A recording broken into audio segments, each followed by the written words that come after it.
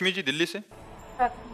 राधे राधे महाराज जी। महाराज जी, अगर कोई व्यक्ति हमारे सीधेपन का फायदा उठाकर हमारे साथ छल कपट करता है या विश्वासघात करता है तो उसे क्या हमें अपने जीवन से त्याग देना चाहिए? नहीं, इस परिस्थिति में खुद को कैसे प्रसन्न रखें?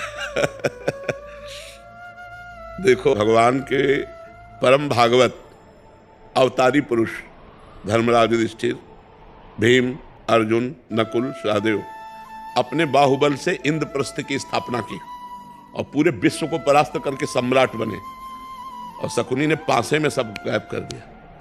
क्या भगवान उस समय सुदर्शन चक्र का अगर प्रयोग कर देते शकुनी के ऊपर तो सारा खेल समाप्त हो जाता, कौरव भी बच जाते और पांडवों को भी दुख ना भोगना पड़ता, पर ऐसा कुछ नहीं किया।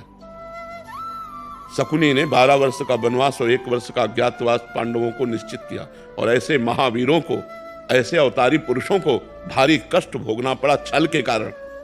तो हमें लगता है कि कहीं ना कहीं भगवत विधान होता है। जो आदमी छल कर रहा है हमारे साथ, शायद है कि हमने पूर्व जन्म में उसका कुछ लिया होगा।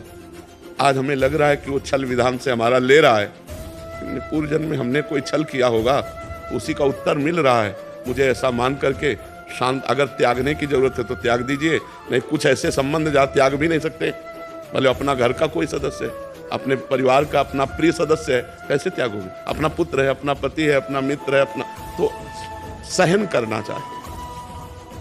मतलब दूसरा उपाय नहीं है, एकमात्र सहन करना उपाय है। कबीरा खुद को ठगाइए, दूसरों को ना ठगे। अगर हमको कोई ठग रहा है तो वो देख रहा है, छोड़ दो उसके ऊपर, जाओ जाओ।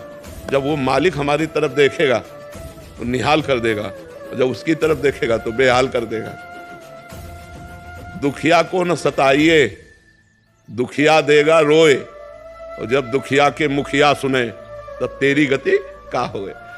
ऊपर से लेकर के ये आज तक इतिहास साक्षी है, ये छल, ये कपट, ये व्यवस्था पहले से चली आ रही है बड़े बड़ों के साथ। वही तो कह रहा हूं, धर्मराज है भाई।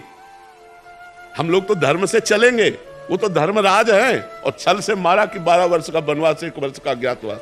ऐसे महापुरुषों को भी चाहते तो 1 मिनट में शकुनी को निपटा सकते थे भीम। 1 मिनट में केवल गला पकड़ के दबा दे तो जान से मर जाता। लेकिन सबकी जड़ शकुनी था, और उसका कहीं बाल बांका भी नहीं किया, और बहुत कष्ट भोगा, बहुत कष्ट भोगा इन महापुरुषों ने। मंथरा ने तो कैकेयी के कान भरे, कैकेयी जी ने हठ ठान लिया, सुबह होने वाला था राज्याभिषेक और शाम के हो गया वनवास। तो भाई देखो, हम लोग तो उनके अंश हैं, वो तो स्वयं परमात्मा है, बड़े बड़े महापुरुष हैं। कुछ बातें ऐसी होती जो केवल सहनी पड़ती है।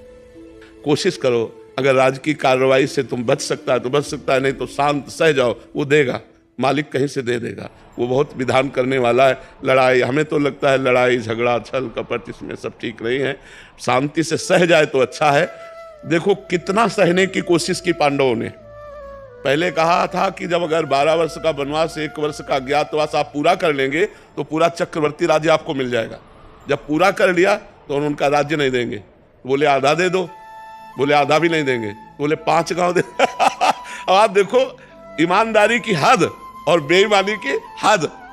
पांडवों ने कहा 5 गांव दे दो, तो भगवान से क्या कह रहा दुर्योधन, सूजी अग्रे न केसवा, सुई की नोक भर नहीं देंगे। तो विनाश कर दिया। फिर 100 के 100 मरे, 99 नहीं, 100 के 100 मरे।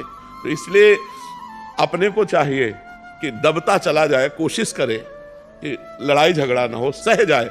और जब ऊपर जो बैठा हुआ सबके देख रहा है, वो जब देख लेगा ना, और वो जब न्याय करेगा तो विध्वंस हो जाएगा सामने वाला। इसलिए हम तो यही सिखाएंगे कि झगड़ा ना करो, हम यही सिखाएंगे कि हिंसा ना करो, शांत भाव से सह जाओ। अगर कहीं ऐसा लगता है तो राजकीय विभाग का सहयोग ले लो, लेकिन लड़ाई झगड़ा ना करो। बहुत शांति थोड़ा जीवन है। आजकल लोग जरा जरा सी बात में हिंसा कर देते हैं, ये नहीं जानते कितना कीमती मनुष्य शरीर, और इसको हम नष्ट कर देंगे और हमें कितना बड़ा अपराध लगेगा। ये सबसे बड़ी भगवान की सृष्टि में ये मनुष्य योनि है, सबसे बड़ी योनि है और बड़ी महिमाशाली है। इसके द्वारा बड़े बड़े पवित्र कार्य किए जा सकते हैं। लोग जरा जरा सी लड़ाई में एक दूसरे की हिंसा कर देते हैं, या जरा सा ऐसा समस्याएं आई तो पूरा परिवार जहर खा लेते हैं। ये सब नहीं करना चाहिए।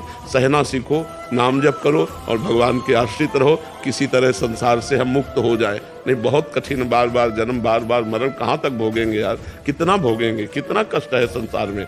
इसलिए नाम जप करो।